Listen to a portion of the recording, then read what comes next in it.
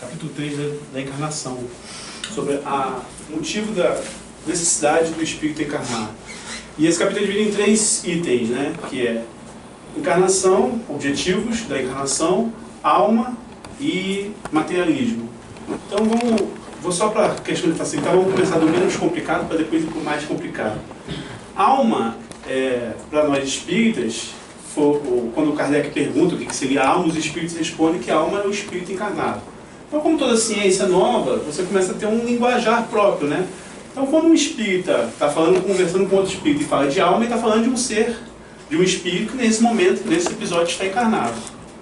Então, é muito mais uma questão de jargão, vamos dizer assim, para poder ficar padronizado, né? Quando se fala em espírito, você está falando de alguém, de um espírito desencarnado. Quando fala alma, então a questão é mais para ter o jargão, para poder ficar mais fácil a comunicação. E, acabando de completar, alma, quando nós estamos encarnados, nós temos três partes, a gente pode dividir assim. O espírito, o perispírito e o corpo físico, né? O perispírito fazendo essa ligação desde o corpo material até essa essência divina que somos nós espíritos, né? Eu gosto muito do exemplo, para facilitar, não sei como é que vocês pensam, mas eu gosto muito do exemplo da vela, né? A cera é o corpo material, o pavio é o perispírito, a chama é o espírito e a luz que emana seria a áurea nossa, né? Então, assim, eu acho que é um exemplo bem fácil de ser aprendido, né? E aí vem a situação do materialismo. No período que Kardec começa a codificar a doutrina espírita, 1855, 1858, quando sai o primeiro livro, né? Estava muito em voga o materialismo. Embora o materialismo não comece aí. O materialismo realmente começa... tem dois... Na história você vai descobrir duas... Uma, inclusive, o Marco Aurélio falou, não sei se ele comentou na época da Camila Luiz, que tem uma parte dos indianos que se diz... 600 anos de Cristo já falam do materialismo, não acreditavam que não havia nada. E o próprio...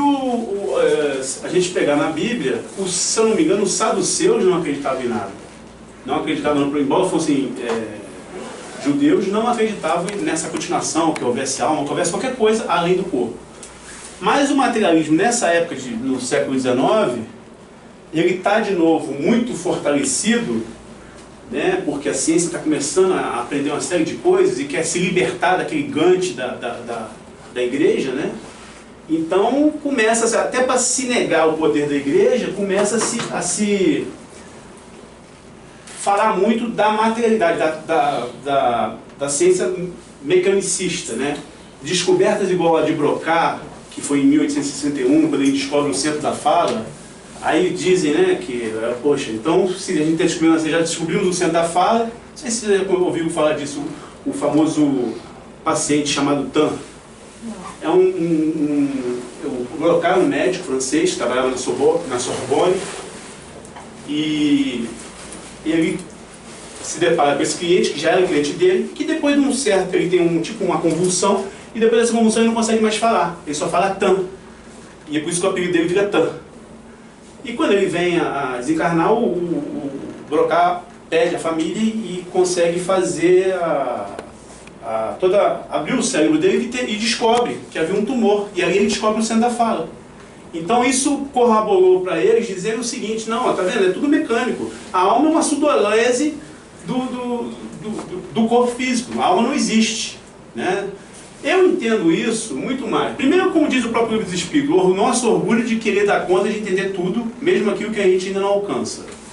E segundo, se você analisar a questão da encarnação, as perseguições que a igreja fez ao pessoal que era cientista, muitos deles reencarnando nesse meio cientista, vêm o tempo todo tentando se afastar, até pelo que passaram em outras vidas, começam a trazer inconscientemente um certo ranço de não querer envolver com a igreja. Então começam a negar tudo. E começam a negar o materialismo. Aí, cada vez mais, nesse período, o materialismo se fortalece. Não por acaso, é o mesmo período que o Kardec começa a praticar a doutrina espírita. E se você for analisar, toda vez que a ciência começa a querer passar na frente com a materialidade, vem algo que mostra que não tem como ser só mecanicista. Agora mesmo, há pouco tempo, nos anos 2000, no início dos anos 2000, através do capacete de Positor, a neurociência tem descoberto uma série de partes do nosso cérebro que não se dava conta de descobrir. Principalmente com a parte cognitiva, não mais as funções que o cérebro toma conta, de pressão, batimento cardíaco, essas coisas. Eles descobriram há pouco tempo agora o que seria uma parte do nosso cérebro, que seria o reconhecimento facial, que nos faz reconhecer a emoção no outro. E foi interessante porque quando eles chegaram a essa descoberta, ficou, então tá vendo, é patente, ó, o que importa são os órgãos físicos. Se tem órgão físico, não tem alma, não tem mais nada. E foi interessante que teve um caso nos Estados Unidos de um assassino serial, que o advogado de defesa dele tenta alegar que ele tinha um problema nesse centro de identificação facial e, consequentemente, ele não tinha empatia pelas suas vítimas porque ele tinha esse defeito material. E aí, na defesa dele, ele vai entrevistar um advogado, o inspetor, o investigador do FBI, que montou o perfil do assassino, que inclusive levou ele à prisão.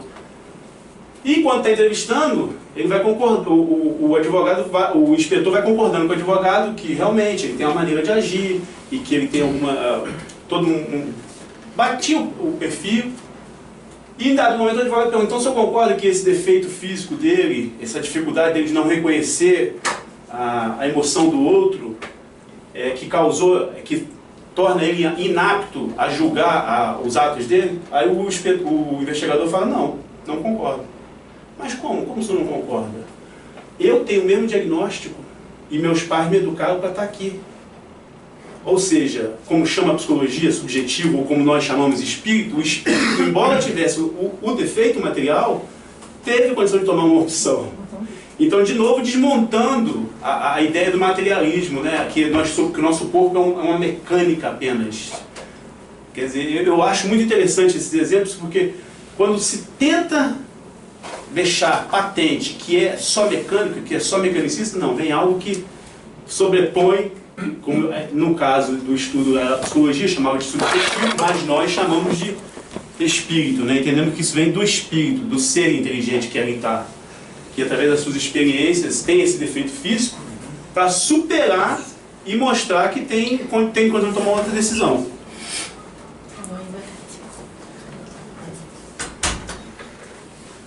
Bom, então agora partimos para a parte mais complexa, seria o motivo das encarnações. Num primeiro momento, se a gente começar a falar do princípio inteligente, quando ele começa a encarnar, não estou falando de nós espíritos, nós vamos falar lá atrás, desde do reino mineral, ao reino vegetal, ao reino animal, você observa que esse princípio inteligente entra em contato com a materialidade para começar a desenvolver as suas potencialidades, aquilo que Deus quer que nós atingimos. Ela falou do autodescobrimento. Ele quer que nós procedemos com esse autodescobrimento, mas desde o início. Quer dizer, a gente vem manipulando a matéria ainda como um princípio inteligente e, enquanto nós influenciamos a matéria, ela também nos influencia para que nós possamos começar a desenvolver organismos mais complexos, né? Você começa lá no organismo unicelular e vai cada vez mais se complexificando até poder chegar nesse corpo que hoje muitas vezes a gente não dá o devido valor, mas que traz nele a coisa mais complexa que se tem notícia no universo, né? Do nosso planeta, no nosso universo. O que mais tem de complexo no nosso universo é o nosso cérebro, né? Então a gente carrega um cérebro que é algo que nós vemos desenvolvendo durante bilhões de anos. Eu não acredito, uma opinião particular, eu não acredito nem que a gente fez esse desenvolvimento numa única esfera. Eu acho que esse caminho é tão longo que foram precisas algumas... Desculpa. Nada. Rasguei a camisa. Rasguei a camisa. Aonde? No quadro? Ali. Deixa pra lá. Ainda bem que foi a camisa, pior se você machucou. Bom, eu estava onde? Você estava ouvindo do Zoom celular. Uma coisa que a gente não dá valor, que a gente devia parar para pensar. Nós temos entre as nossas orelhas a coisa mais complexa do universo, que é o nosso cérebro. O cérebro é uma coisa mais... pela ciência, é a coisa mais complexa que nós temos. E isso é uma conquista nossa, que nessa caminhada aí, através desses vários reinos, nós vemos desenvolvendo. Você vem elaborando isso pouco a pouco, né? E embora a gente não consiga muito enumerar no reino animal, principalmente, quem é que está mais inteligente ou menos inteligente, mas você começa a observar algumas coisas que depois, lá do reino animal, são fundamentais no nosso. Por exemplo, o carnívoro começa a desenvolver a ideia do que é unidade. Naquele processo que ele tem de que no meio do bando ele tem que isolar ou o mais velho ou o mais novo para ser comido, né, para caçar, ele está começando a ter ideia do que é unidade, que é fundamental para que nós entendamos o que é matemática. Como é que você entende matemática se você não sabe o que é unidade? Então você vê como é que tudo está interligado o tempo todo, não tem nada de ponta solta, tudo você... E assim vai, o herbívoro está muito mais preocupado na questão da cor, porque ele tem que comer o que é verde, não o que está mais seco. Então você vai começando a perceber que tudo está interligado nisso. E nós, seres humanos, na continuidade, né, começamos a nossa caminhada, vamos dizer assim, naquele período quase que do homem das cavernas, em que você ainda está muito ligado ao teu instinto, mas já começa a ter alguma liberdade. E ali as paixões te movimentam, te impulsionam, porque você de alguma maneira quer começar a se alimentar melhor, ou se alimentar em mais quantidade, ou ter um local melhor para se esconder. E nesse processo, no primeiro momento, as paixões te impulsionam para que você, atendendo elas, desenvolva a sua inteligência, desenvolva os recursos necessários. Mas, muitas vezes nesse processo a gente acaba se apaixonando por essas paixões. Começa a achar que é bom demais comer muito, ou começa a achar que é bom demais reproduzir muito, ou começa a achar bom demais que mandar nos outros, né? Dar com tacar na cabeça dos outros. E aí começa a ter as reencarnações em que a gente precisa começar a espiar e a provar aquilo que já aprendeu. Aí é que começa, e é o estágio que nós estamos hoje. Por que nós hoje, embora a gente até veio conhecendo isso no carro, muitas vezes a gente já consegue entender o que o Evangelho está falando, a gente já consegue compreender o que o livro do Espírito está falando, consegue até perceber que realmente eu vou ser muito mais feliz quando eu agir dessa forma, agir como o Evangelho fala, mas não consigo fazer. O que me impede de eu fazer o que eu já entendo racionalmente? Para vocês, o que parece que me impede? Por que é tão difícil mudar? Qual é a ideia que vocês têm? Disciplina? Disciplina é uma ferramenta para que eu faça a mudança. É importantíssimo. Mas o que realmente me faz ainda ser difícil? Embora, por exemplo, todo mundo aqui já tem um conhecimento razoável de Evangelho. Por que eu não consigo agir em consonância com o que o Evangelho diz na hora que o cara me fecha ali na rua? Acho que a gente tem prazer, às vezes, de fazer Também. o que é. Eu acho que a gente está muito no automatismo ainda, né? Também. Aí você chegou na questão. E aonde surgiu esse automatismo? Eu acho que nesses séculos aí que a gente está vivendo aí. Isso aí. O problema é que, emocionalmente falando, eu não estou reagindo muitas vezes à situação que está me acontecendo agora. Eu ainda estou reagindo como eu reagia antes. O meu inconsciente, eu tenho as minhas vivências. Vocês já devem ter ouvido falar, eu não sou Marcelo. Eu estou Marcelo. Eu sou a soma... Sorte tua, né? Graças a Deus, né? Graças a Deus. Eu estou, Marcelo. Eu sou a soma de todas as minhas... Mais forte que eu. Fica automático. É automático. É um exemplo do automatismo. Isso é bom para realçar a misericórdia de Deus. Eu tenho esperança, tenho futuro, né? Graças a Deus. Mas você vê, eu sou a soma dessas experiências que eu trago. E muitas vezes, essas experiências, elas foram tão marcantes, tão desorganizadoras, né? Basta analisar a história, que está cheia de momentos cruéis, momentos difíceis. E nós vivemos esse momento. Então não foi ninguém que viveu, fomos nós. Então, muitas vezes eu trago essas lembranças de maneira tão gradativa que essas subpersonalidades, elas estão destacadas. Em vez de eu integralizar elas, ela tem uma carga emocional tão forte que ela está destacada. E aí, dependendo da situação que eu passo, algum gatilho de memória, essa subpersonalidade quase que vem e toma o poder. Toma o poder, por isso que a gente não consegue falar, qual a reação que eu vou ter se eu for assaltado. Muitas vezes a gente não sabe qual a reação. Porque quem é que assume esse controle? É essa subpersonalidade que vem e se manifesta, né? A gente até costuma brincar que ela vem e se manifesta faz a conta e fica a conta pra gente pagar, né? Fica a conta pro nosso ego de hoje pagar.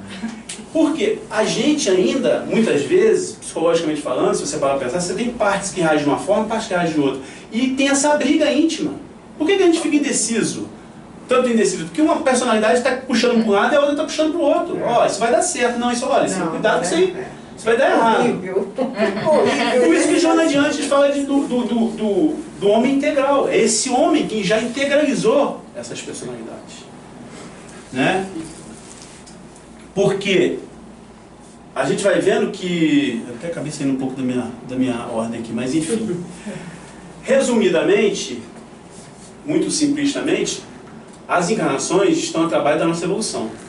E como eu gosto de estar sempre linkando com essas coisas da ciência, vocês devem ter visto, que foi uma palestra interessante da Anete, em que ela falou de um estudo que houve na neurociência, e que a neurociência também descobriu, que ela estava procurando essas estruturas cerebrais, ela descobriu que seria o centro da satisfação, ou centro da felicidade, né? No momento que você está satisfeito, está feliz, é um lugar que mais brilha no cérebro, né? O lugar que está mais tendo movimento no cérebro, falando fisiologicamente. E aí começaram a medir, começaram a fazer um monte de teste, qual seria as coisas que...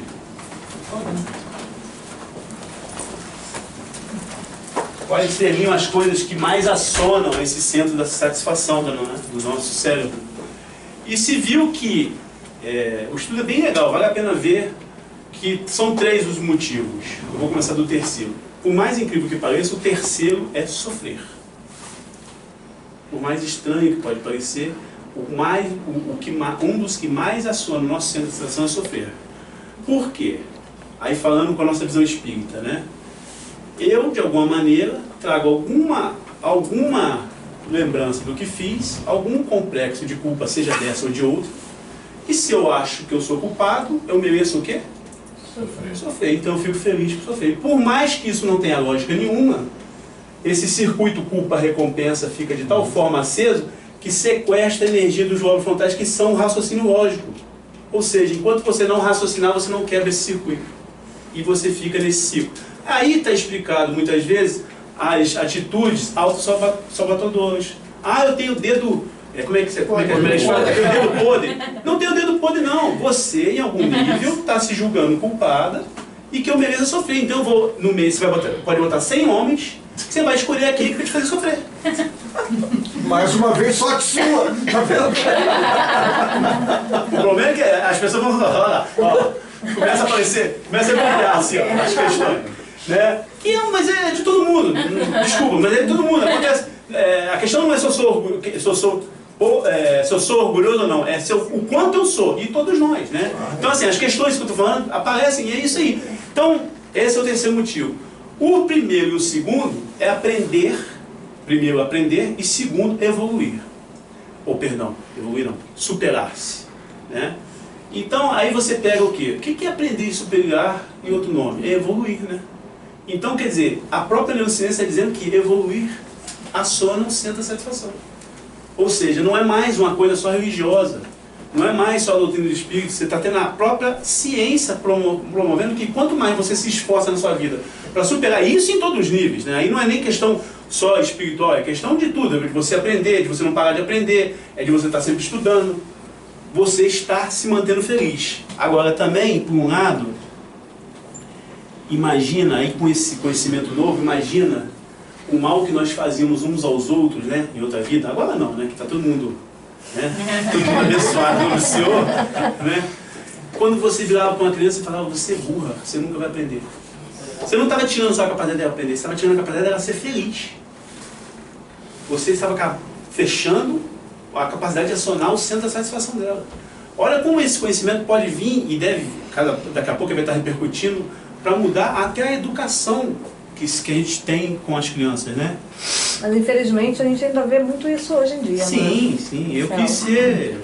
Infelizmente a gente ainda tem esses casos, né? Que a gente tem aí na história várias pessoas que foram consideradas incapazes, que eram, na verdade, gênios, né? Sim. Mas eu estou falando que hoje em dia, apesar de todas as informações que a gente tem, apesar de toda essa campanha da gente, né, ter cuidado com o que se fala, ter cuidado no trato, principalmente das crianças, que muitas vezes ali você define uma personalidade pro resto da vida e você não sabe o dano que aquilo causa, né? E muitas vezes até numa brincadeira, né? Porque as pessoas às vezes brincam, acham que estão brincando, mas Sim.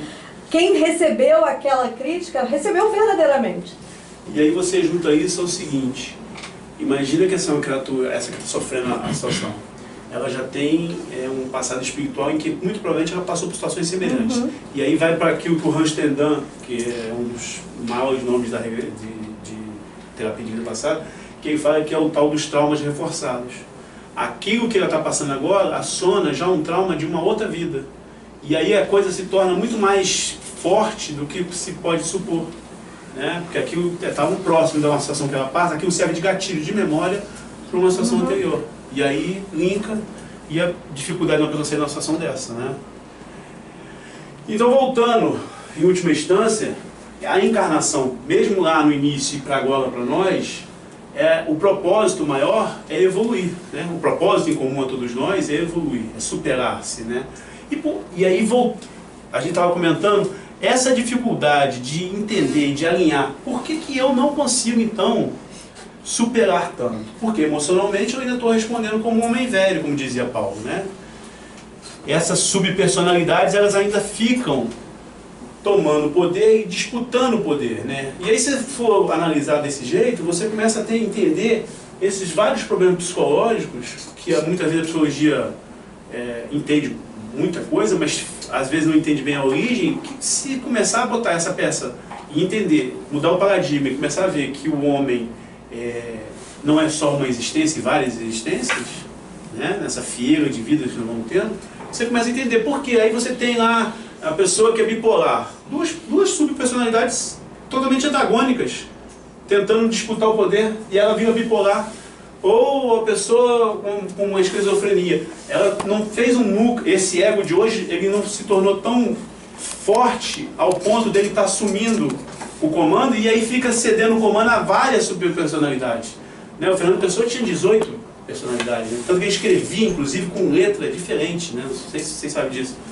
Tem gente até que fala que o Fernando Pessoa seria a reencarnação de Kierkegaard. Kierkegaard também fazia isso, né? Ele também tinha 12 personalidades, escrevia com 12 personalidades diferentes. Né? Hoje seria diagnosticado como esquizofrênico. Né? E você vê que a coisa... Então você começa a entender uma série de situações psicológicas que tem a ver com o espírito, que está muito mais ligado a essas estruturas que a gente vem trazendo, como você falou das reações automáticas que eu tenho, que elas estão ligadas a essas decisões. E, por exemplo, não é muito difícil de entender, nós estávamos até comentando um caso, eu mais o Marco Aurélio, você imagina, por exemplo, você, no passado, hoje você está enfrentando o seu chefe e daqui a pouco tem uma parte sua que está doida para partir para cima dele, né? Se você fica fazendo força para... Ele está lá falando até uma coisa razoável, não é nada absurdo, mas você fica quase que, né? Você fica até sem mexer, se mexer um dedo parece que vai explodir, né? Aí você pensa bem, que parte é essa? Que história que traz essa parte que quer fazer isso? Aí você vai ver, é uma cena em que, de repente, é um camarada que chegou lá no campo de batalha, como a gente está conversando, né? Tinha que lutar, porque não tinha como fugir, não tinha esse negócio de achar que soldado era voluntário, é conversa, né? Todo mundo tinha que lutar, ou lutava ou morria antes de lutar. Era a opção que tinha. Então ia para a luta porque podia ser que sobrevivesse, né? E aí você pega um cara desse que teve uma vida dessa, que no momento era uma batalha. Imagina o que era uma batalha no passado. Imagina o que é você estar num exército, então, que você vê que o outro era muito maior, muito mais bem armado e que você tinha que ir porque não tinha jeito. É literal. E aí você começa a entender que o cara pensa assim, poxa, tô aqui, tá todo mundo aqui tendo até, né, reações fisiológicas, né, para ser mais simples, né, porque de medo, né, se sujando de medo, né, literalmente. E aí o cara passa um pensamento dele, olha só, já que eu vou morrer, vamos fazer o seguinte, cara, se vier eu vou tentar levar comigo. E aí o cara entra na batalha, e aí ele sobrevive. Imagina a crença íntima que ele desenvolveu. Quanto mais eu fizer, quanto mais agressivo eu for, ganhei, sobrevivo, estou para a próxima. Imagina isso arraigado em você E aí você pega pro cara hoje que fica ali doido querendo partir para cima do chefe. É esse personagem que está ali falando, não, meu irmão, parte para cima, deixa eu pôr ele no lugar agora, eu vou pôr ele no lugar dele rapidinho. Por quê? Ele tem fundamentado nele que, sendo agressivo, eu ganho. Sendo agressivo, eu sobrevivo. Né? E aí que vem a nossa grande dificuldade de mudança. Porque, emocionalmente, muitas vezes está respondendo, não essa questão de hoje do chefe está falando, mas ainda achando que está no campo de batalha. Essa que é a grande dificuldade, e é por isso que estar encarnado é a terapia da alma. Porque ela vai te expor nas situações que você precisa, tá? Aquilo que você falou bem no início, né? Você estar encarnado vai te levar a situações em que vai te experimentar naquilo que você precisa mudar. Exatamente naquilo que você precisa mudar. Então, quando eu enxergo algo que me incomoda, às vezes eu me incomoda o comportamento. Muitas vezes, não vou falar de ninguém muito, vamos falar dos políticos, né? O político que faz isso ou que faz aquilo, pô, me incomoda profundamente. Por que te incomoda? Por que ainda ressurge em você? Por que ainda tem alguma coisa? Porque talvez você já não faça, mas ainda tem alguma reminiscência aqui. E a gente vê isso na mesa mediúnica. Quantas vezes o obsessor chega e fala assim, tá de cara diferente, mas tá fazendo a mesma coisa ainda. Olha lá, quando a mulher dele fala com ele, ele grita ainda. Antigamente me punha no tronco, agora ele vai lá e grita, ela grita com ela. Por quê? Mudou, mas não abrandou tudo ainda, não integralizou, não mudou-se totalmente. Você ainda tem alguma coisa que reverbera em você.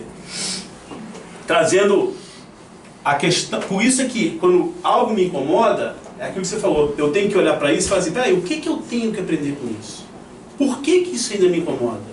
Por que isso me causa tanta frustração? O que em mim isso quer me mostrar? Porque tudo isso é o processo de autodescobrimento.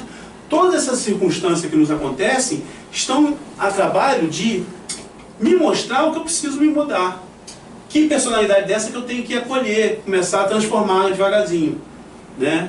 E a grande dificuldade, só que o Cristo tinha essa capacidade de resumir, né? E falava, quando ele fala do olhar e vigiar, é isso, né? Vigiar-se, vigiar as minhas reações, vigiar o que eu tenho conseguido já mudar e me conhecer para saber o que eu preciso para mudar, quais ferramentas que eu posso desenvolver.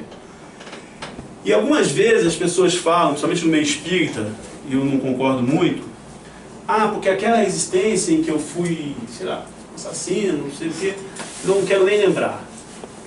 Com todo respeito pelos outros, eu penso um pouco diferente.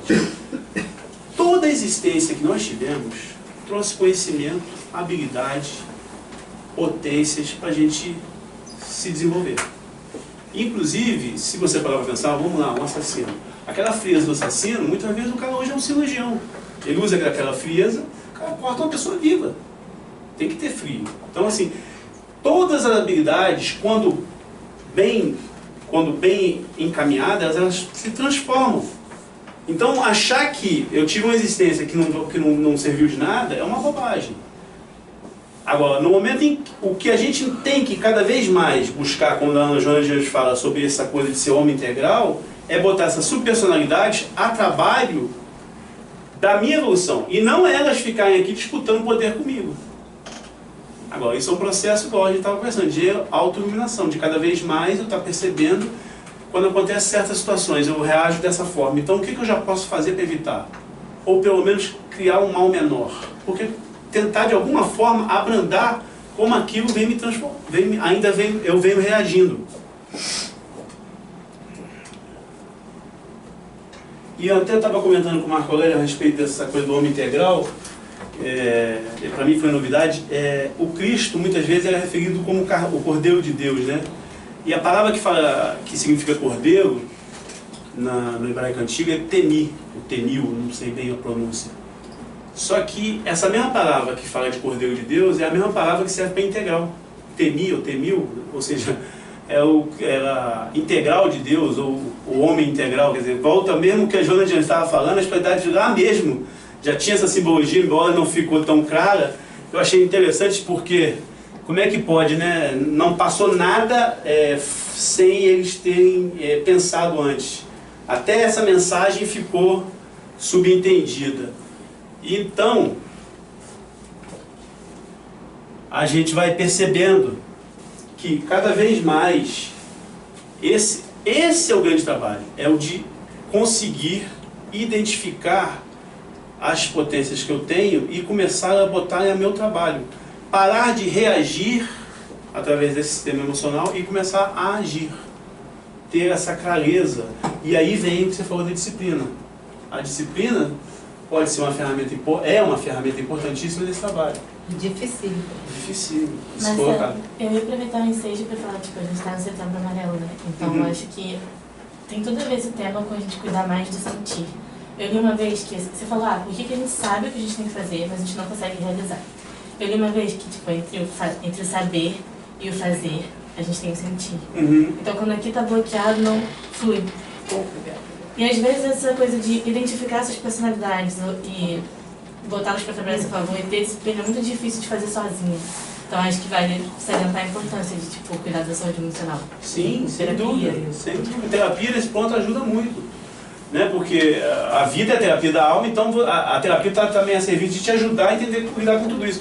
E muitas vezes você está falando hoje do Setembro Amarelo, né? A questão do suicídio, a questão da depressão que está muito forte, né? E vai, pelos estudos, vai cada vez ser mais forte.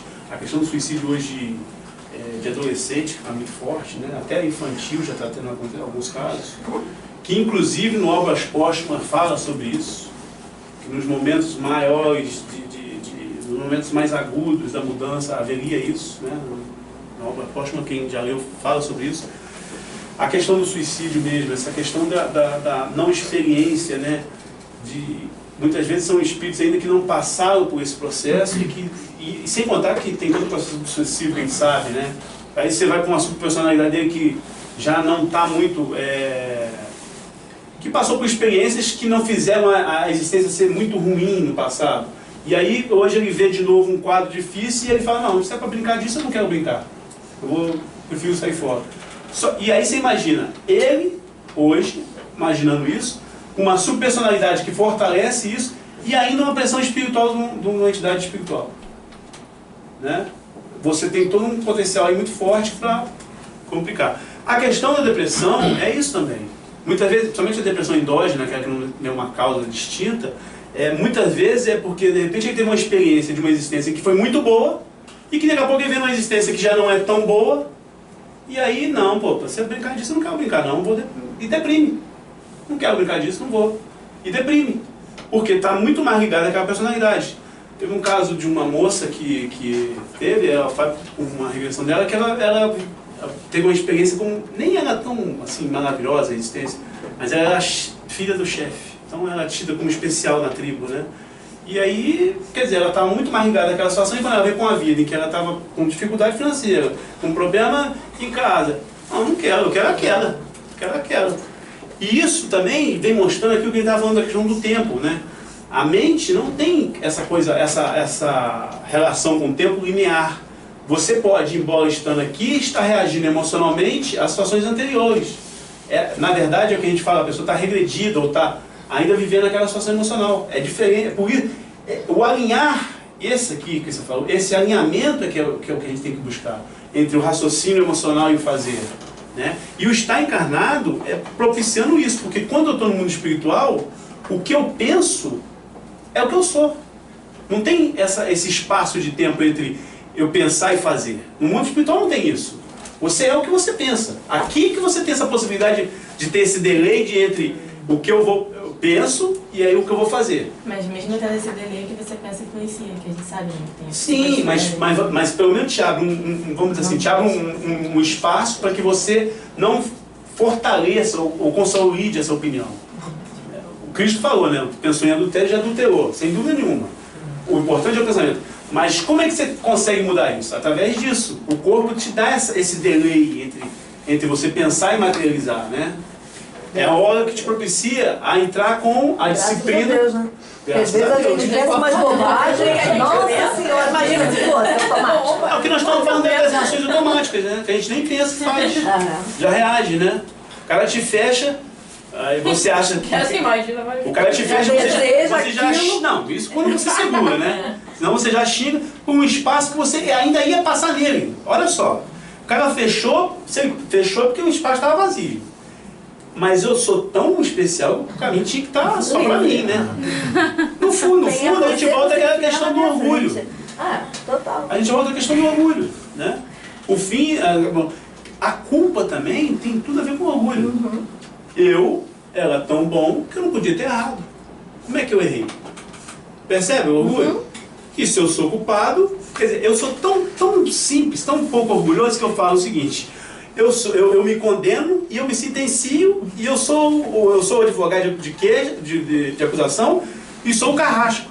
Quer dizer, eu mesmo começo a fazer atitudes autodestrutivas, né, sem ter consciência, mas que geram o meu sofrimento. Por conta de orgulho. Não é Deus que sabe o que faz, não. Eu errei. Como é que eu não podia? Eu errei.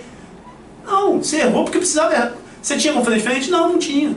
Se você soubesse o que sabe hoje, você poderia ter feito, mas você não sabia, então não fez. Você fez o melhor. Aí você tem que começar a clarificar isso. Eu tenho que aceitar. Eu fiz naquele momento. Inclusive na nossa vida hoje. Quantas vezes a gente olha para trás e fala assim, pô, eu errei naquela situação. Tudo bem. Naquele momento foi o melhor que você podia fazer. É o melhor que você achava que podia fazer.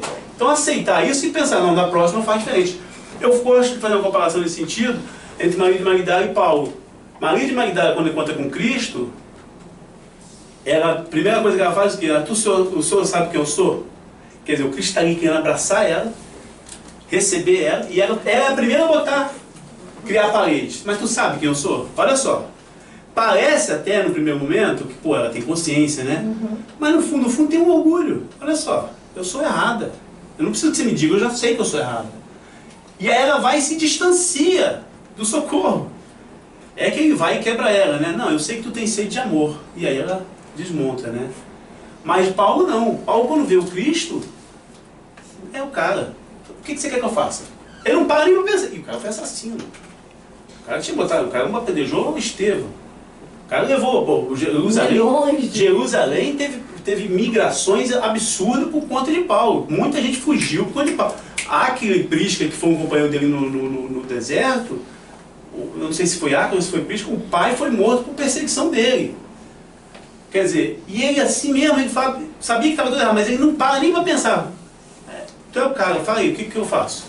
Não para. Mas aquela coisa que a Jona fala da culpa dinâmica, né? Você reconheceu o seu erro, mas vamos fazer alguma coisa para transformar. A culpa tem um lado positivo, que ela faz você ter empatia por aquele que sofre. Mas ela tem esse lado negativo do orgulho, né? Porque eu me julgo tão bom que eu não podia ter errado. Como não? Mas aquela coisa da culpa paralisa, você fica paralisado. Paulo não se paralisou, né? Paulo foi, então deixa eu transformar o que eu puder. É a parte do Isso orgulho, que é né? Maravilhoso, né? É porque você fica nesse... Aí voltamos lá pro negócio da neurociência, né? Culpa e recompensa. Eu fico sofrendo e aí eu fico esterilizado. Não faço mais nada de positivo. Não saio daquele looping, né? Fico o tempo todo parado, né? Então...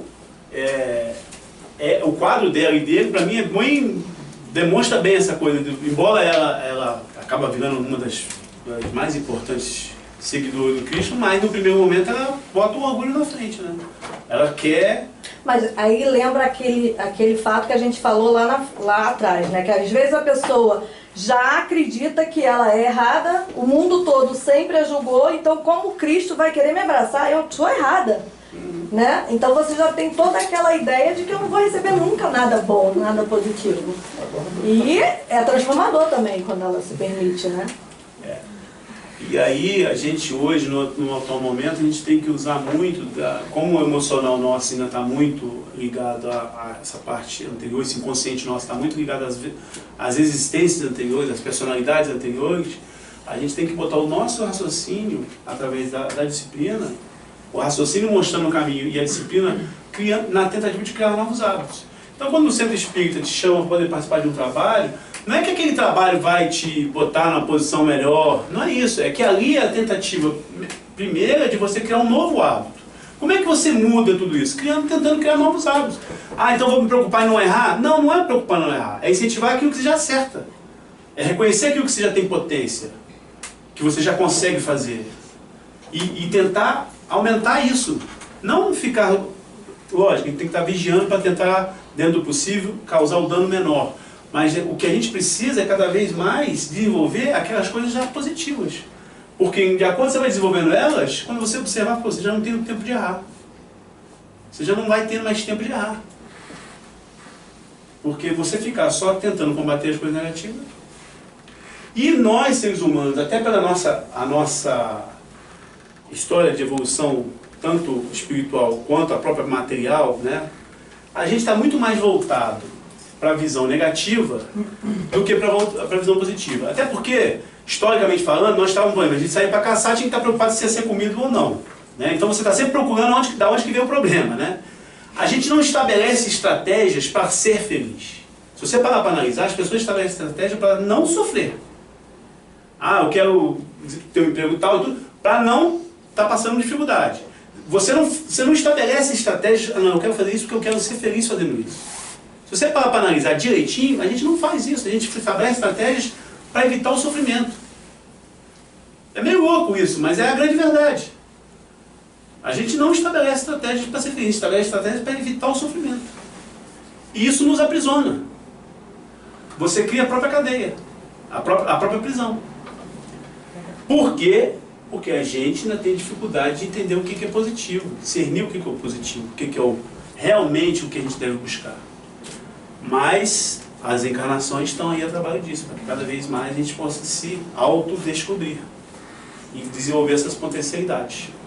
E aí, Marcelo, só puxando um gancho dentro do que ela falou da questão do às vezes é difícil, né? E ela falou da questão do autoconhecimento. A gente, quando começa a se autoconhecer, a gente sabe onde a gente está errando. Sim.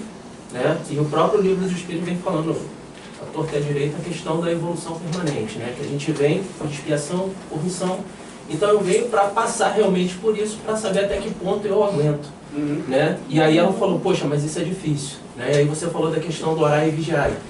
E esse orar e vigiar, sobre o meu ponto de vista, ainda é um pouco mais profundo. Porque assim, eu me vigio, logo eu sei como eu estou agindo.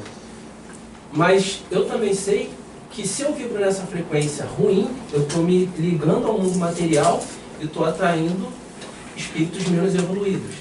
Mas eu posso orar e pedir ajuda, para que espíritos mais iluminados se aproximem de mim e me abram o caminho e falam, tá, beleza, o que eu preciso fazer?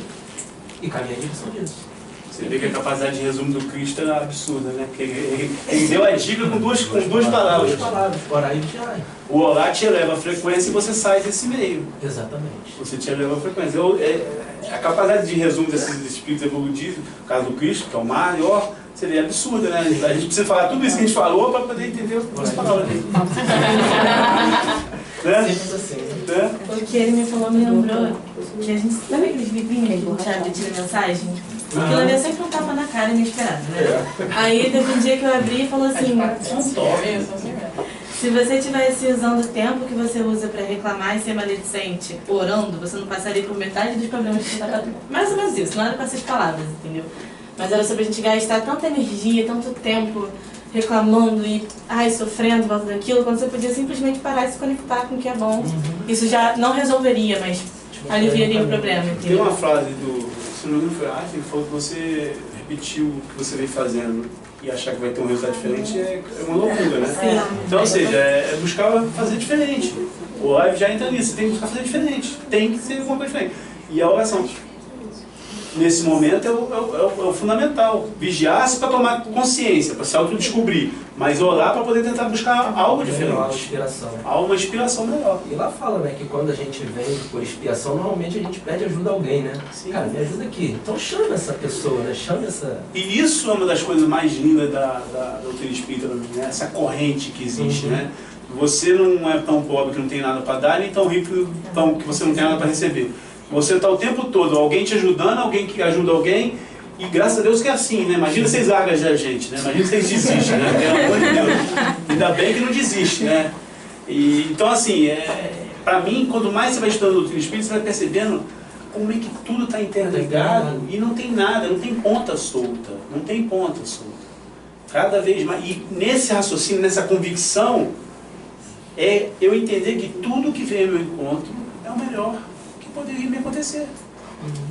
É desse jeito. Marcelo, mas eu perdi meu filho. Cara, imagino que a dor deve ser horrorosa. Eu nem imagino, supor, perder minha filha. Mas, por mais louco que isso seja, espiritualmente falando, é o que de melhor podia acontecer. É o que eu precisava passar. E essa certeza por si só, já me traz algum alívio. Né? Mas aí, exatamente, quanto mais conhecimento a gente tem, né, O problema da autorresponsabilidade, né? Porque você já sabe. Uma vez que você descobre, você não pode botar lá embaixo do tapete. Nós estávamos conversando sobre isso antes, né? A gente estava conversando antes sobre isso, que no espiritismo, você não existe proibição no espiritismo. Você não vai entrar no centro espírita e vai falar assim, você não beba, não fuma, não fale mal dos outros. Ninguém fala isso. Mas te fala o porquê você não deveria fazer. Agora é contigo. É exatamente É contigo. isso. E aí que tá. Eu tinha um senhor Rezende, já desencarnou, gente finíssima, falava muito bem do Evangelho, que ele falava o seguinte: o cristão e o espírita, principalmente o cristão, carregam uma brasa na mão. E cada vez que ele estuda, ele está soprando a brasa para não doer mais. Você tem que estar incomodado. E tem uma coisa a mais que eu digo, além do que eles dizem. Você tem que estar incomodado e esse incômodo não vai acabar nunca. Porque quando você adquirir aquele degrau, vai vir outro, vai vir outro, e vai vir outro. Talvez vai se tornar um pouco mais suave. Mas nessa caminhada de evoluir, a gente tem que estar se sentindo incomodado. Você não pode estar acomodado, não pode estar tudo bem. Você tem que estar percebendo o que precisa. Não, mas aqui eu posso fazer uma coisinha melhor, aqui eu já posso... E assim é o tempo todo. É essa caminhada. E carregando essa brasa na mão. E o estudo, nesse ponto, é o que nos orienta, né? É o que não deixa a gente perder. Porque se você for para o mundo e não te parar para fazer um estudo, não parar para fazer uma meditação, você se perde. Você vai se perder. Eu costumo brincar lá no Humberto Campos que quando a gente para para estudar é como se a gente estivesse no meio da floresta e de vez em quando a gente sobe lá numa árvore mais alta para ver para onde. Não é para lá que eu tenho que ir, ó. Vamos para lá. O caminho é lá. Buscar o norte, por favor, eu estou meio perdida. Né? É isso, gente. Eu sei, se vocês quiserem perguntar mais alguma coisa, se eu puder ser útil mais alguma coisa. Eu queria perguntar, Marcelo. Diga. A depressão acho que é o mal dos nossos dias, né? Sim, Tem sem muita dúvida. gente sofrendo disso. E é curioso que a gente vê as pessoas falarem o seguinte: se você tem um mal do estômago, você não tem vergonha de falar. Se você tem um mal do pulmão, você não tem vergonha de falar. Se você tem depressão, muitas vezes tem vergonha de falar. Mas a depressão é uma doença como outra qualquer. Falta um componente químico e a explicação material. Falta um componente químico no cérebro que você repõe com remédio, não sei o que, para poder regularizar. Então, mas aí eu queria que se você puder falar um pouquinho sobre isso, já que você trabalha com terapia. Afinal de contas, a depressão, por que está atingindo tanta gente hoje? O que você acha que é o Olha só. móvel? Você tem vários motivos, né? A gente pode falar de coisas gerais, mas a gente tem que entender que cada ser humano é um universo diferente. Então, para mim, uma coisa tem um significado. A gente vai ver a mesma situação e para cada um de nós aqui vai ter um significado. A depressão, você tem esses casos endógenos, que pode ser um caso, igual eu falei, uma existência anterior muito boa, que nesse momento ele não quer, ele deprime. Você tem aquilo que a ciência está falando, neurotransmissores. Eu não sou contra esse tratamento, pelo contrário, a gente é a favor. Mas isso ainda não é causa, é efeito. A causa está no espírito, o efeito é o desequilíbrio do neurotransmissor. É lógico que quando você está tratando de depressão, você tem que entrar com remédio, até para que esse up que se dá propicie você sair do looping, né, da depressão. E aí entrar com psicoterapia e entrar também com a terapia espiritual, né, a fluidoterapia, o estudo, a prece. Agora, o porquê que isso está acontecendo tanto, eu imagino, eu tenho algumas teorias minhas. Primeiro, nós estamos vivendo um momento agudo de mudança na nossa esfera, e tem uma passagem lá no Velho Testamento de Elias que ele fala o seguinte: no final dos tempos, as portas do inferno se abrirão e a terra populará de demônios. O que é isso? Traduzindo, né, para a doutrina espírita, né? Você está pegando espíritos estão tendo a última oportunidade nesse planeta. Então tem espírito de toda a gama. Então você tem aquele pessoal que gostava de se mandar. E aí o cara ali hoje tem que levar uma vida que tem que pegar um trem, um ônibus para trabalhar, com um patrão que enche o saco dele, que perturba ele o tempo todo, e ele antigamente ele era o dono. Então hoje ele vai, vai ver assim, eu não quero, ele vai deprimir. E N motivos. Eu estou batendo nesse motivo, mas você tem N motivos da depressão. Mas, no fundo, você vai ver que na depressão ainda tem uma coisa do orgulho. Eu é que sei o que é melhor para mim. Desse jeito aí, não quero. Porque meu pai desencarnou, eu não podia, meu pai tinha que estar aqui comigo. Quer dizer, a gente sempre tentando controlar o que não é para ser controlado. Não pode ser. O que não pode ser controlado. Então, por mais incrível que pareça uma pessoa deprimida, que no primeiro momento a gente chega até a ter uma certa se condói da situação, mas no fundo ele tem um quê de orgulho muito forte. Né? Ao próprio toque. O que é o toque? Muitas vezes, aquele ritual mágico, pô, se eu não fizer meu ritual mágico, fulano vai se machucar. Olha só, olha o valor que eu estou atribuindo a mim. Olha, é lógico, isso não são processos conscientes, tá, gente? Isso é um processo inconsciente. Mas olha o valor que eu estou atribuindo a mim. Se eu não fizer isso aqui, se eu não der lá 3 batidas na porta, meu filho vai machucar na rua. Ai, chinelo virado. Mas meu pai não pode ver um sapato amarrado, coitado. Quem vai amarrando, tá amarrando tudo, tá, gente? Entendeu? Porque senão a vida vai ficar amarrada. Então, assim...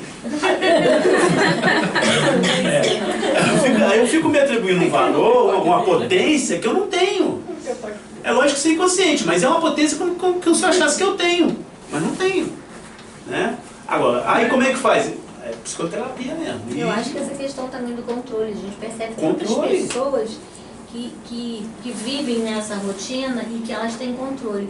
Se saiu do controle, elas perdem completamente. Verdade. E você falou da rotina, já se tem alguns estudos falando do Alzheimer, que o Alzheimer está intimamente ligado à questão da rotina, ao automatismo, não pensar. Lembra que estava conversando? Sobre não pensar. A pessoa cria aqueles automatismos, né? E aí não... Nossa, tem alguns estudos, não está resolvido isso, mas tem muito estudo que aponta que essas pessoas têm uma tendência maior a ter Alzheimer. E a questão do controle é seríssima. E isso, no fundo, está o quê? Orgulho. Deus não sabe, não. Quem sabe sou eu. Marcelo. É a minha batidinha que vai segurar. Você não permite adicionar esse negócio no comentário do Marcos, se tiver errado, você não permite. Eu acho que as pessoas elas tendem a não encarar a depressão como uma doença como todas as outras por não ter o conhecimento espiritual.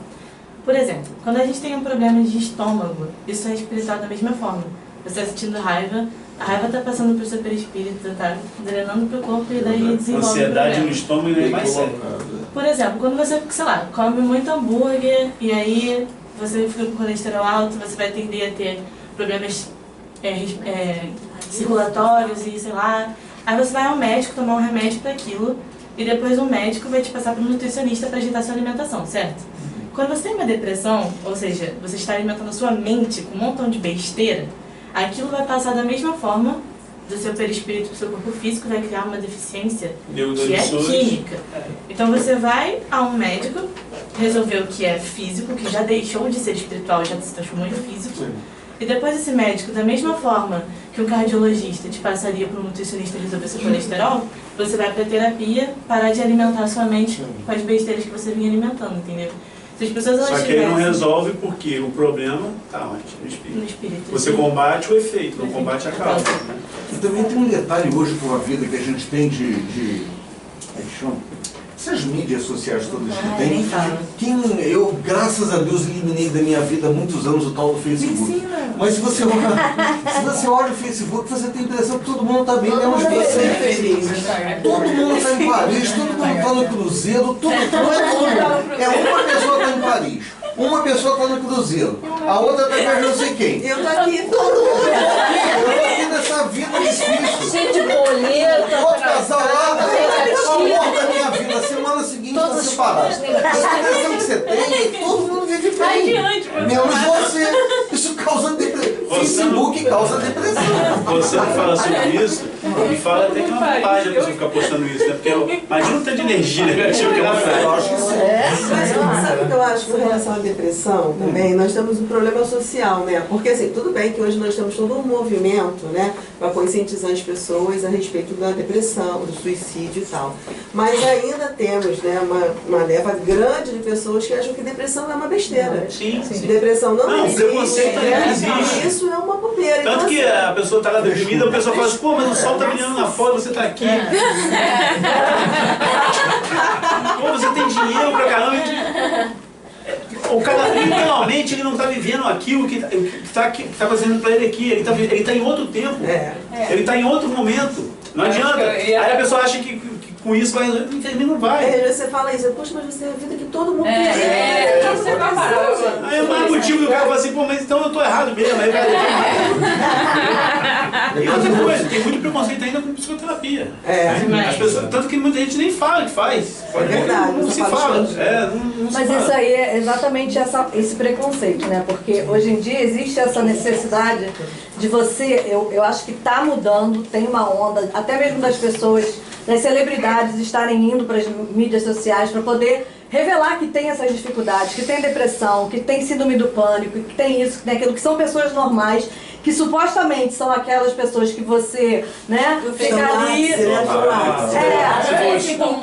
Você falou de síndrome do pânico, a síndrome do pânico nada mais é o controlador que percebe que não tem mais jeito. Ó, não tem jeito, eu não consigo controlar, e ele faz o ataque de pânico. E é aquela coisa de você se sentir à vontade para você poder falar sobre as suas mágoas, as suas dores. Porque às vezes, o simples fato de você colocar para fora já te alivia. E quando nós acolhemos o outro, quando você... Aí que está o grande lance que a gente não percebeu ainda. Quando eu acolho o outro, eu estou acolhendo os meus personagens. Quando eu perdoo o que o outro faz, eu estou perdoando o que eu fiz. É isso que a gente não se ligou, que isso é um exercício externo, mas que no fundo está a serviço de eu me integralizar com as minhas situações, com as minhas personalidades, com os meus atos, com tudo que eu fiz. E aceitar, acolher tudo isso. E poder até usufruir. Porque no momento que eu acolho, eu posso usufruir de todo esse conhecimento, de todas as experiências que vem comigo. Mas no momento em que eu não acolho, eu fico a trabalho de atender esse monte de... Pô, mas um puxa para um lado, outro puxa para o outro, e eu fico nessa indecisão. Mas até mesmo essa ideia de acolher, né, Marcelo, é assim... Às vezes a gente tem uma dificuldade muito grande porque a gente quer explicar, justificar, condenar o outro. Não, mas você não precisa se sentir assim porque você tem tudo. E o acolher não é isso. O acolher é, eu te abraço, você está em dor, eu entendo.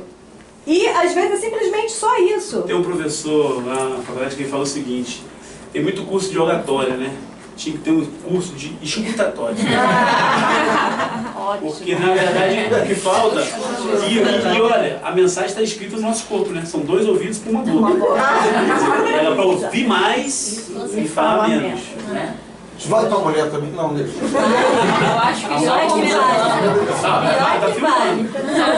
A questão do preconceito, eu acho que o preconceito muitas vezes ele começa dentro de você mesmo, assim, porque você pensando em dividindo inteligência intelectual e inteligência emocional. Quando você tem alguma dificuldade ou tem algum interesse em algum tema, você não tem o mínimo de vergonha de procurar fazer um curso. Hoje existe curso para tudo. Mas a inteligência emocional também é algo que precisa ser trabalhado. E muitas vezes esse processo ele não consegue ser feito você com você mesmo, sozinho. A sua participação é fundamental, mas às vezes não é suficiente para você trabalhar tudo isso que precisa ser trabalhado. Então, eu acho que o preconceito parte de você de não querer se abrir ao outro para que dê a possibilidade dele te ajudar. Deu orgulho, né? Eu vou me mostrar pro outro. Eu vou mostrar minha sombra. Porque também tem isso. Quando você vai para uma psicoterapia, você tem que estar disposto a olhar para o teu lado luz e lado sombra. Porque isso todos nós trazemos. Nós não somos só luz ou só sombra. E a encarnação está a trabalho disso, né? Eu preciso entender o que é escuridão para poder depois saber qual que é a luz. Então, assim, por isso que eu não concordo com essa visão de que, com algumas vidas eu tinha que escrever. Não, você teve que passar pelo erro. A soma dos teus erros é que traz o teu acerto. Né? O processo de alfabetização. Né? As crianças começam lá a escrever como? Erram um monte de coisa. Daqui a pouco começa a fazer melhorzinho, daqui a pouco acerta. É a soma dos erros que traz o acerto. Então a gente tem que acolher isso também. Por isso que eu falo, até hoje a gente tomou uma decisão errada, paciência, mas eu tentei fazer acertando. Eu tentei fazer o melhor. Isso é uma convicção que a gente tem que ter. Eu tentei fazer o melhor. No fundo você pensa, pô, mas eu não estava pensando na educação. Para que momento é o melhor que você podia fazer? Você vê isso na criação dos filhos, né? Nas escolhas que você faz pro teu filho. Né? Então, é o melhor que você acredita. E você vai errar, né? Vamos combinar que ser pai e ser mãe, a gente vai errar mesmo. Né? Você puxa para um lado, aí a criatura vai para o outro. Aí você puxa para o outro lado, não, a criatura vai para o outro. Eles apontam. Não, apontam? Você me apertou pouco. A minha fala assim, você apertou pouco, você tinha que ter me apertado mais. Ah, é? Tá bom. E a questão da psicoterapia, eu acho que o mais difícil, né? Eu acho que quando você está nessa situação, você não consegue perceber, é você se ouvir, né? Sim. Eu acho que o fundamental não é mas eu quero o outro te ouvir, é você se ouvir. Eu fiz terapia durante um tempo, mas algumas vezes Júlia me acompanhava, porque eu pegava ela no curso, e eu dizia assim, mas eu tô bem, né? Aí ela falou assim, mas mãe, você não para de falar. Mas eu sabia, quer dizer, é aquela coisa de você se ouvir, né? Você tá vendo que você tá evoluindo, que você tá se ouvindo, tá ouvindo o que você tá falando, como você tá agindo. Você tá se vigiando, voltando lá para a mensagem do Cristo, você tá se vigiando. Agora você tem que acolher, você tem que estar disposto a ver isso. Aquela coisa do Dr. Heider, né? Médico e monstro, todo mundo é. Todo mundo tem experiências como monstro e como médico. Então assim, é acolher isso. E quando eu acolho no outro, eu começo a exercitar para acolher em mim mesmo. Né? Agora tem que ter coragem, demanda coragem. Demanda a coragem de querer olhar para tudo isso. Né? E há circunstâncias que não são simples de ser vistas mesmo, são difíceis, são dolorosas. Né? A gente tem que ter compreensão disso, não é? Se fosse simples, é simples, parece simples para mim, mas eu não sei como você vê o mundo. Né? Não, e tem toda essa carga aí das outras vidas, de tudo que você já traz como bagagem. A gente linka isso à física quântica, né? Eu, observador, mudo o fato observado. Então, para mim, vai ter uma carga diferente. Para você vai ter outra, para ele vai ter outra. Porque eu que dou a significação. Em momentos diferentes a gente vê de formas diferentes também. Vai dar outra significação, né? Então, é ter essa força e essa coragem de poder se olhar. Verdade. Orar e vigiar. Voltamos a orar e vigiar. É simples assim. Simples assim. Orar também está muito ligado a isso, né? Eu lembro de uma das primeiras aulas que eu vi no Greg e alguém falou, para que fazer prece se Deus já sabe tudo o que você está sentindo? Para você externalizar o que você está sentindo, o que você quer. De repente Deus sabe, mas você não sabe. Deus sabe. Você está achando que está falando para ele, está falando para você mesmo. Quando você se escuta e que você fala, mas olha o que eu estou falando.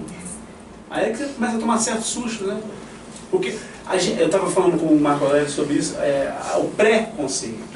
Essas ideias pré-concebidas, as estratégias que a gente traça que já vem de outras vidas, elas estão a trabalho da gente não pensar. O preconceito é isso, eu não quero pensar. Então o fulaninho que é da cor X, ele sempre é ruim. Porque eu não raciocino. Eu não preciso usar o raciocínio. E biologicamente falando, o nosso organismo protege o tempo todo a gente pensar. Ele tenta estabelecer holística, né, o atalho do cérebro, para que você não pense. Por quê? Só falando biologicamente, tá? O nosso cérebro consome 25% do que a gente come. Então, no meu caso, eu tenho 100 quilos. 2 quilos do meu cérebro consome 25% do que eu como. 2% consome 25%. Então, organicamente, o meu organismo tenta estabelecer estratégias para que eu não use ele. É literal. Isso é estar encarnado vai te dificultar te sabota, né? Vai te dificultar. Encarnado te sabota. Não, é isso. É a dificuldade. Mas isso está a cargo da gente desenvolver cada vez mais a nossa capacidade intelectual. Essa dificuldade, toda a dificuldade do meio, no fundo, ela está criando a dificuldade para que você estabeleça uma estratégia para superar essa dificuldade. Então, quando o Cristo fala de vigiar, ele está falando disso, olha, não para de raciocinar, não, raciocine o tempo todo. Esteja alerta, esteja presente. Vamos lá para Funny Minds, né, aquele negócio. Vocês têm que estar presente. Nós temos que estar presente.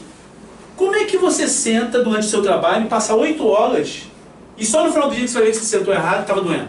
Onde você estava que você não percebeu? Parece simples, parece bobagem, mas peraí, onde você estava que você não percebeu? Você não estava presente. Você não estava presente no seu corpo, que é o mais elementar no momento agora para você. Então, quando ele fala de raciocinar, é estar presente. Nós estávamos falando da questão do tempo, né? Que o tempo não é linear. E que uma das coisas que a gente tem que aprender é viver o tempo presente. Eu sou ansioso pelo futuro e eu sou deprimido muitas vezes pelo passado. E hoje? E agora? Né? E o nome já diz presente, é um presente. E a gente está fora daqui. Você sofre por uma coisa que... Muitos de nós estamos aqui, mas de vez em quando está aqui pensando, poxa, eu tenho que ir para lugar tal, eu tenho que ir para não sei aonde, eu tenho que... Por quê? Não estamos vivendo o momento presente. Né? E é muito louco isso, né? Porque, na verdade, com todas essas... hoje em dia a gente tem várias distrações. A gente tem o celular, a gente tem computador, a gente tem tudo. Então é muito difícil você estar no momento presente. Você está focado fazendo alguma coisa, o celular toca. O celular faz... você pega para ver a mensagem, daqui a pouquinho você já está no Facebook, já está no Instagram, já se perdeu. E você só ia fazer uma ligação. Você só ia... E essa história, não, nós somos multifuncional. A psicologia prova que não existe. O foco de atenção é um só. Ainda mais quando o estímulo é o mesmo. Se o estímulo é auditivo, você não consegue prestar atenção em duas conversas. Isso já foi provado que você não consegue. Não, não consegue. Você pode adquirir. Quando o estímulo é diferente, ou seja, um visual e um falando, você até presta atenção. Você consegue estar em dois lugares. Mas quando o estímulo é o mesmo, quer ver uma coisa? Se eu ficar do seu lado, começar a falar uma coisa, e eu botar o outro rapaz falando outro assunto no seu ouvido, você vai até saber alguma coisa do outro assunto, mas vai saber mais de um só. Não, aí sim. Entendeu? Essa história que é muito funcional, o pessoal que é mais novinho assim fala, não, mãe, eu consigo estudar e ver televisão e ouvir fone ao mesmo tempo. Mentira, não é real. Não é real. Isso não é real. Isso não é de Deus. Toda geração. Acabou, Bia. Na verdade, o que acontece é que você se treina e aí você vai e volta muito rápido, né? E aí até parece que você está dando conta ao mesmo tempo, mas não está dando conta. Não, mas aí é que tá, a qualidade é perdida nisso. Sim. Aonde você está presente? Aonde você pega estava? tudo. Aonde você estava? Aí sua mãe está pensando com você, fala uma coisa até bonita para você, você nem ouviu. Nem ouviu, total. Nesse caso, o budismo, eu acho muito interessante o que o budismo fala. O budismo tem uma frase que eu acho que é muito legal, que é a ausência do desejo traz a paz interior.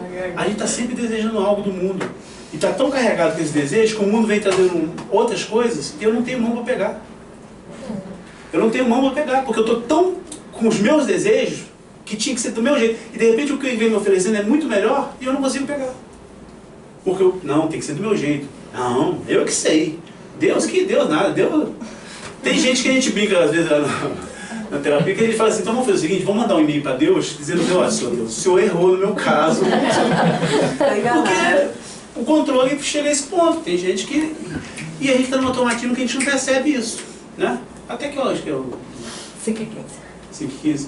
Então é isso. Eu tinha até feito aqui uma pequena vivência, não sei se vocês vão querer fazer, que seria para a gente entrar em contato com um pouco dessas partes nossas do passado. Vocês estão dispostos a fazer? Sim. 5 minutinhos só. Então, eu queria que vocês fechassem os olhos. Voltassem a atenção para dentro de vocês mesmos. Começassem a notar os movimentos do seu corpo ao respirar.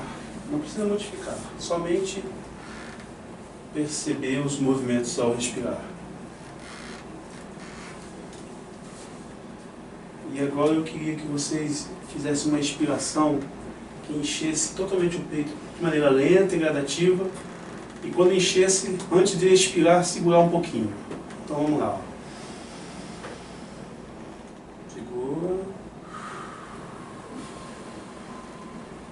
De novo.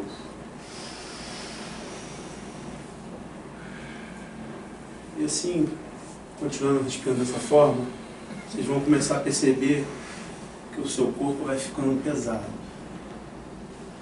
Os seus braços vão ficando pesados. O seu tronco vai ficando cada vez mais pesado. As suas pernas. Parece até que o seu corpo está cada vez afundando um pouquinho mais na cadeira. E vocês começam a perceber que você começa a ficar cada vez mais leve. O seu corpo cada vez mais pesado, mas você começa a se sentir cada vez mais leve. Como se estivesse flutuando. E enquanto vocês percebem essa leveza, se forma uma tela de cinema na sua frente. E começa nessa tela a se formar alguma imagem, ainda pouco nítida, mas que pouco a pouco vai se definindo. Vai ganhando os contornos, vai revelando pequenas cenas, como se fossem pedaços de filme. Vão aparecendo várias cenas, variadas. Cenas de momentos significativos, cenas de momentos difíceis, cenas de momentos de encontro, algumas cenas de alegria, algumas cenas de perda. E a cada cena dessa que vocês vão vendo nessa tela, um desses personagens que está em cada cena vai chamando a sua atenção. Isso. Agora as imagens param. e a tela começa a se transformar como se fosse um grande espelho que começa a refletir a sua imagem.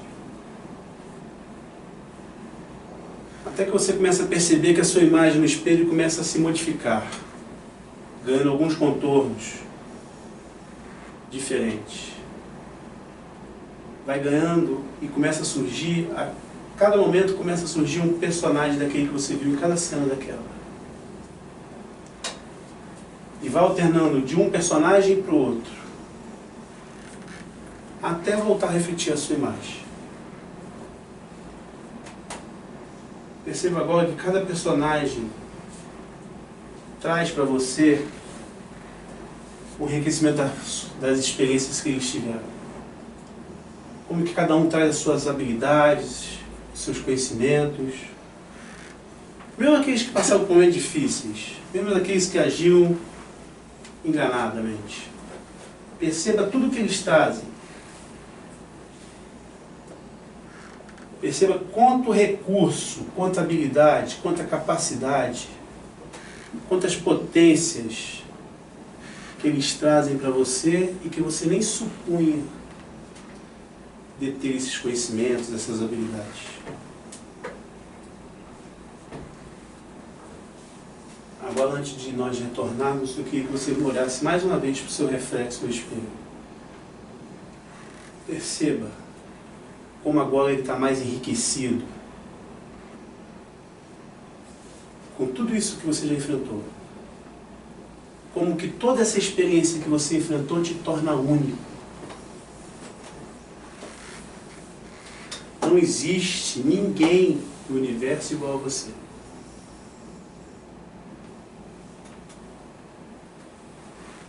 Agora eu quero que vocês vão retornando por aqui e agora, saudavelmente, tranquilamente, com essa certeza de que vocês são únicos. Retornando devagarzinho ao seu tempo, abrindo os olhos ao seu tempo, percebendo os sons da sala, a minha voz, abrindo os olhos. Tudo bem? Gostaram? Sim. Interessante, né? A gente é muito mais do que a gente imagina. Graças à misericórdia de Deus, né? É isso, gente. Obrigada.